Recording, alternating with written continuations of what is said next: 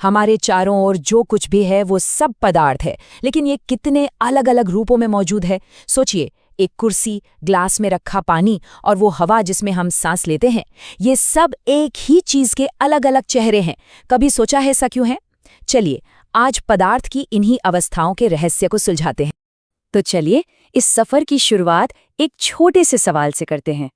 जरा सोचिए, एक किताब, एक गिलास दूध और एक गुब्बारे में भरी हवा, ये तीन बिल्कुल अलग अलग दिखने वाली चीजें हैं, है ना? इनमें आखिर क्या एक जैसा हो सकता है?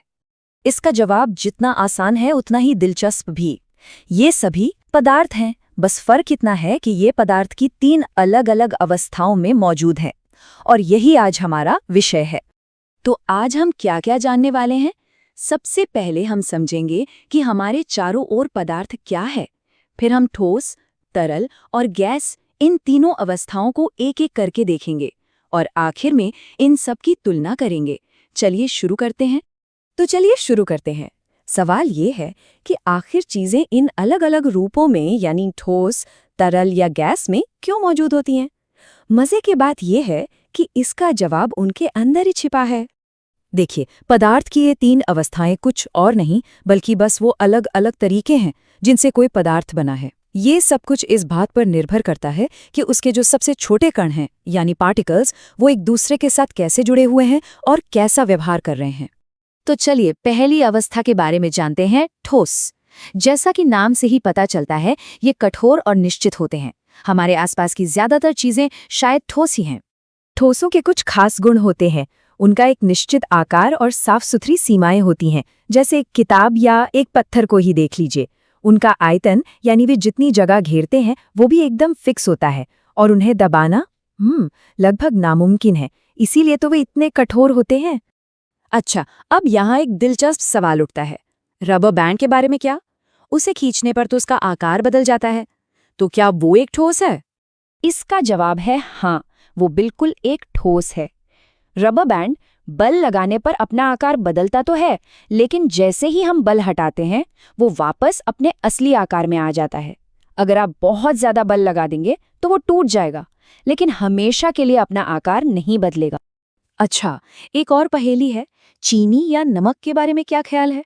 जब हम उन्हें अलग अलग जार में रखते हैं तो वे तो जार का आकार ले लेते हैं, तो क्या वे ठोस हैं?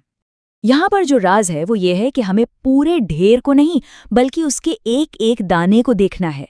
चीनी या नमक का हर एक छोटा क्रिस्टल अपने आप में एक ठोस है, जिसका आकार हमेशा निश्चित रहता है, चाहे हम उसे किसी भी बर्तन में रखें। और ठोसों के बारे में एक आखिरी सवाल, स्पंज। ये एक ठोस है, लेकिन हम इसे आसानी से दबा सकते हैं। ऐसा क्यों होता है?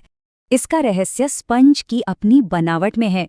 इसमें ना बहुत छोटे छोटे छेद होते हैं जिनमें हवा फंसी रहती है।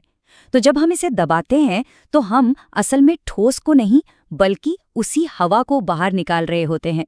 ठीक है, तो ठोस के बारे में हमारी समझ अब बिल्कुल साफ है। चलिए अब अगली अवस्था पर चलते हैं, तरल, यानी वो चीजें जो बह सकती हैं, जैसे कि पानी, दूध या जूस। तरल पदार्थ जो हैं वो ठोस से बहुत अलग होते हैं। इनका कोई अपना निश्चित आकार नहीं होता।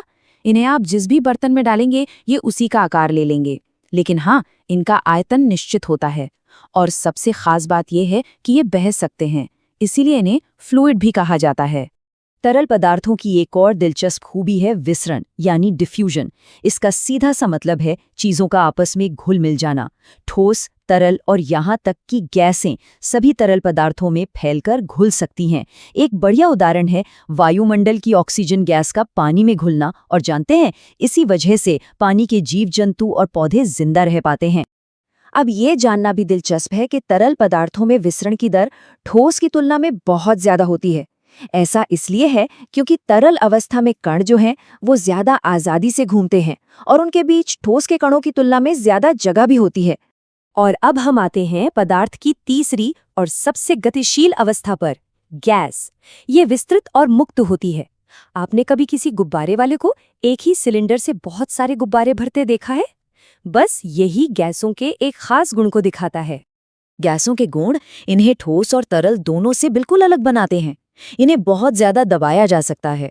इनका न तो कोई अपना आकार होता है, न ही कोई निश्चित आयतन। ये तो बस फैलती जाती हैं, और ये फैलती भी बहुत तेजी से हैं। गैसों की इसी उच्च संपीड्यता का हम अपनी रोजमर्रा की जिंदगी में बहुत इस्तेमाल करते हैं।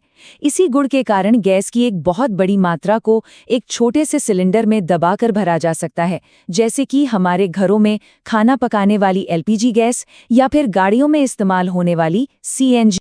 गैसों के तेज विसरण का सबसे बढ़िया उदाहरण जानते हैं? रसोई में पकता हुआ गर्मागर्म खाना, जिसकी महक हम तक पल भर में पहुंच जाती है। ऐसा इसलिए होता है क्योंकि भोजन की सुगंध के कण हवा में मिलकर बहुत तेजी से सफर करते हैं। गैस के कणों की रफ्तार बहुत ज्यादा होती है और उनके बीच जगह भी खूब होती है। तो हमने ठोस, तरल और गैस तीनों अवस्थाओं को अलग-अलग समझ लिया है। चलिए अब इन्हें एक साथ रखकर इनकी तुलना करते हैं ताकि इनके बीच का अंतर और भी साफ हो जाए। ये तालिका तीनों अवस्थाओं के अंतर को एकदम साफ दिखाती है। यहाँ हम देख सकते हैं कि ठोस सबसे ज्यादा व्यवस्थित और स्थिर है, तरल कहीं बीच में आता है, थोड़ा स्थिर, थोड़ा आजाद, और गैस सबसे ज्यादा बेतरतीब और मुक्त है। ये सब कुछ उनके कणों की गति और उनके बीच की दूरी का ही खेल है। अब जब हम इन तीनों अवस्थाओं को समझ चुके हैं, तो एक आखिरी सवाल आपके लिए। हमने जाना कि ठोस ज्यादा घने होते हैं, लेकिन फिर बर्फ, जो पानी का ही ठोस रूप है, वो पानी पर तैरती क्यों है?